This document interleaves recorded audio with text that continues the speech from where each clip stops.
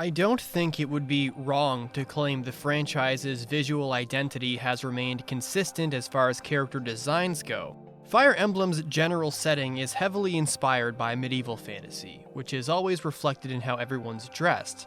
One aspect which has been in a state of complete unpredictability, the art style.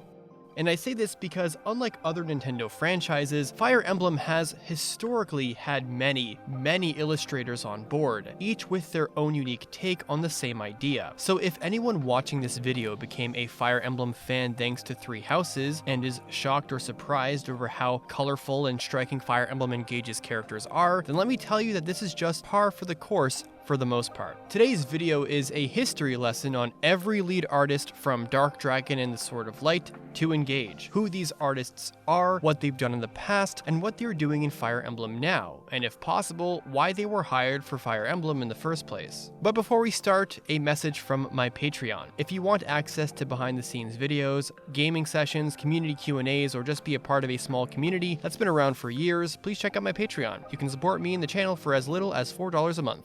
Now for the video. The NES era. Fire Emblem 1 and 2. This may or may not be shocking to hear, but for the first two Fire Emblem games for the NES/Famicom, Intelligent Systems did not have character illustrators on their ranks, or at least no one was ever credited for the job when it came to crafting the game's box art and promotional artwork. As a matter of fact, both FE1 and Gaiden's staff credits list Naotaka Onishi, Saochi Machida, Toshitaka Muramatsu, and, in FE1 only, Toru Osawa, as graphic designers. So for all we know, it's possible character work during this era was a collaborative effort between Intelligent Systems' staff. It's clear that someone with a unique art style designed this Marth, but whoever they are, they're not credited in the game at least. Official character illustrations are also often inconsistent with how characters appear in the actual games, like Valbar for example, and this is without considering how both games, due to size limitations, heavily reused portraits and did color swaps to make new characters. Maybe this was in fact due to an unclear direction from a lack of an art director overall. FE3 and FE4. Starting with the Super Nintendo era, IS brought Katsuyoshi Koya as character designer for Mystery of the Emblem, who for all intents and purposes debuted to the art and video game industry with this game. And given Mystery of the Emblem contained both an abridged retelling of FE1 and its proper sequel, their first task was redesigning nearly every Arcanean character in their style. Memory limitations aside, Koya's work was a clear improvement over the NES portraits when you compare them side by side. Koya later provided both character and class concept art for the next game, Genealogy of the Holy War, and to contrast his previous work, characters were given cleaner black outlines and a slightly higher color variety. After this, Koya was unable to continue his role for Thracia 776 due to creative differences with Shozo Kaga, by then FE's director, as the latter believed Koya's art style no longer matched the image he had for the series. And while what I'm about to say hasn't been confirmed officially, aka I'm speculating, the timeline of events points out Kaga could have made this decision because he already had sights on a new artist whose work did match his vision, whom I will introduce soon. Regardless of the circumstances of how Koya stopped working for Fire Emblem, their influence in the franchise just can't be overstated. For one, they provided a good chunk of art used in the first Fire Emblem trading card game, which was at the time the only source for full-body artwork for many characters from FE1 to FE5. And second, their work was used as the basis for a set of special figurines featuring the FE4 cast. Besides, it's not like he was unable to keep working on Fire Emblem forever anyway. After Kaga's departure, Koya is listed in FE6's credits under special thanks, worked on Sacred Stones as a graphic designer, and even contributed artwork to Fire Emblem 100 Songs of Heroes, a promotional anniversary card game from 2015. Fire Emblem Arcaneia Saga. I did a video on Fire Emblem's Satellaview game a while ago, which you can check here, but for the sake of this video, you only need to know it was a streamed episodic game that used the Satellaview add-on, and featured Arcanean characters such as Michaelis and Nina. And though FE3's engine was reused for this entry, the units' portraits used were all brand new, thanks to the efforts of Rika Suzuki. an illustrator and manga artist. As for later contributions to Fire Emblem, she made illustrations for 5 novel adaptations of Genealogy of the Holy War and 2 for Sacred Stones, and for Awakening she illustrated for the self-portrait used in his DLC Einherjar.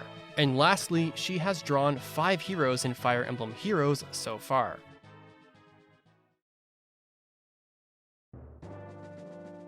Thracia 776. The late Mayumi Hirota was brought on board. She worked in animation for 10 years before retiring, having been involved in Studio Ghibli's Ocean Waves from 1990 and Fushigi Yugi's 1995 anime adaptation as the director, and by her admission, got into Fire Emblem after playing Gaiden. By the way, just play Gaiden, bro. But even before working on Thracia, she's listed in the credits for Fire Emblem 1's OVA from 1996 as part of the original staff, and provided artwork for not only Fire Emblem's first card game, but also assisted with Fire Emblem 4's promotional artwork, including Yggdrasil's lore and guidebook, Fire Emblem Treasure. The last one reportedly caught Shozo Kaga's attention, and it's cited as the main reason she became FE5's character designer. This also marks the start of Sachiko Wada's contributions to the franchise, and known career overall, whom not only implemented Mayumi's work into Thracia 776, but has also worked on various FE-related tasks at IS, like face designer, level designer, and even character illustrator for the later games. And lastly, she's drawn a whopping 28 characters for FE. The GBA games. After both Kaga and Mayumi left IS together to work on their own projects, IS started looking for new artists who could supply character artwork for future games. In the case of Binding Blade and Blazing Sword, Eiji Kaneda was recruited to serve as the character designer for both, though he was only credited in the former for unknown reasons. He's a freelancer specialized in doing illustrations for the fantasy genre, and has provided a ton of artwork for visual novels, including the Binding Blade and Blazing Sword's novel adaptations, and even Fire Emblem Cypher, the franchise's second card game. FE7 introduced Daisuke Isuka to the franchise as well. Similar to Kaneda, he's a fantasy artist who has done work for visual novels and card games such as Fire Emblem Cypher, and later would go on to provide assistance to Fire Emblem's graphics, like Radiant Dawn's 2D art director as an example, and would even draw Awakening's DLC Erika portrait. For the Alib games, however, he merely provided the design for the Fire Dragons. Thus far, he has contributed 18 characters for FE. One more thing worth mentioning related to this subject is that starting from FE6, every game has had a dedicated position for an art director. This is a big deal as it means that whoever assumes the position is the person calling the shots on the game's art and character design, and anything you ever get to see in the games had to have been approved by them first. For Sacred Stones, the final game for the Game Boy Advance, Sachiko Wada took the role of character designer, as well as director, scenario support, and main design. The Tellius Duology. Once again, IS hired a new character designer for the Tellius Duology, Path of Radiance and Radiant Dawn, which would spice things up further. Senri Kita. She's a freelancer known for her work on various SNK games, such as Samurai Showdown, and for many Cypher cards. While Kita & Co.'s style is on par with various FE entries, it's interesting to note how it slightly evolved between both Tellius games. Radiant Dawn forewent the thick black outlines and straightforward shading from Path of Radiance in favor of having more varied lighting and textures on the character's clothes. And finally, she has drawn 17 heroes in FE so far. Shadow Dragon and New Mystery. When it came for tackling the DS remakes on the first and third games in the series, the role of character illustrator fell mainly into Daisuke Izuka's hands, who both redrew Arcanea's cast and provided the designs for the remake's new units like Norn, Altena, and Nagi. Masamune Shiro, a manga artist and author of the sci-fi manga Ghost in the Shell, also contributed with some character artwork only for the first remake though. And while not directly involved with the game, Katsuyoshi Koya briefly returned to provide Shadow Dragon promotional artwork of Lena and Barst, while Sachiko Wada also came back to draw Paula and Julian's bonus art. Awakening, and Fates. Due to the franchise's decline in sales, Intelligent Systems contacted Yusuke Kozaki to provide character artwork for Fire Emblem Awakening, believing his style would appeal to a general audience rather than just Fire Emblem fans. Looking at his portfolio, Kozaki was likely chosen because of his varied experience drawing manga, mainly one-shots, as well as his experience in character design. And due to the game's success, it's no surprise Kozaki, years later, resumed his job for Fire Emblem Fates, and later Fire Emblem Heroes, all while contributing with artwork of his own for Fire Emblem Cypher to boot. As a bit of quick trivia, Kozaki even expressed interest in doing a manga adaptation of Fire Emblem Fates back in 2015, which unfortunately never came due to various reasons. Shadows of Valentia. For yet another change of pace, Hidari was given the reins for the character designer spot in Fire Emblem Gaiden's remake, Shadows of Valentia. His past experience by then stemmed from various game franchises, Atelier and the Tokiden games, to name a few. Anime like Roommate and Santa Company. As for Fae, he's illustrated both Brave Alm and Brave Celica. Hidari joined Echoes thanks to Toshiyuki Kasakahara's efforts, the series' current art director. He had been a fan of his work for a while and even tried hiring him for both Awakening's DLC and Cypher, but in both cases was unable to due to scheduling issues. So when it finally came time to work on Gaiden's remake, he made sure to secure his involvement far in advance.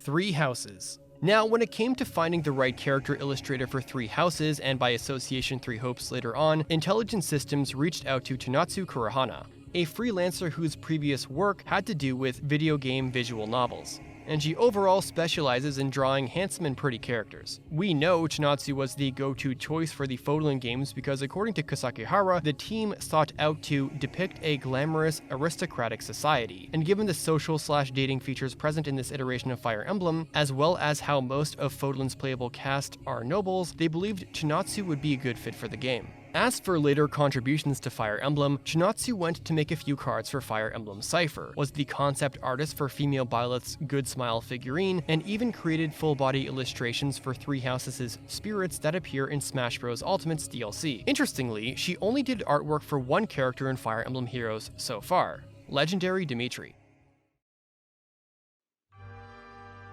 Fire Emblem Engage. Finally, we arrive at the latest, and as of this video, upcoming Fire Emblem entry, and its character designer, Mika Picasso. She's an illustrator, character designer, doujinshi author, and co-founder of a short-lived VTuber company, The Moon Studio. Her work catalog overall has consisted of manga and visual novels like Live Dungeon and Apocalypse Witch, respectively. Though nowadays, she's mostly known for providing the artwork for HoloLive English's VTuber talent, Hakos Bales.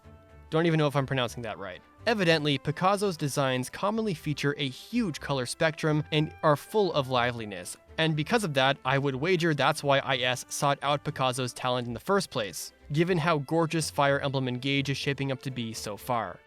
This is off-script gas tier, and I just want to say this has been quite an interesting video. Fire Emblem artists have always been this nebulous topic for me. I've always known that the art styles were always different, but I never actually knew who to pin the name on for which game. So producing this video was a very educational experience for me, and it was quite interesting to finally make these connections that I never had before, like the DLC Ike from Awakening actually being the artist from FE6 and FE7. And it's absolutely incredible and something that I would put my entire life savings on, that nobody could have predicted, that in 1990 and 33 years later we'd go from a collective group of Intelligent Systems artists to a VTuber artist having the reins in the art direction for the series. It's a crazy journey, and honestly, with the track record that Fire Emblem has, after Engage, who the hell knows? That all being said, hope you learned something. If you did, please leave a like and comment. And if you haven't subscribed yet, but you like my Fire Emblem scripted content, please do so. And if you want to help me and the channel outside of just liking and commenting and subscribing, please seriously consider checking out the Patreon link down below. It would really mean a lot. Thanks for watching. Deuces.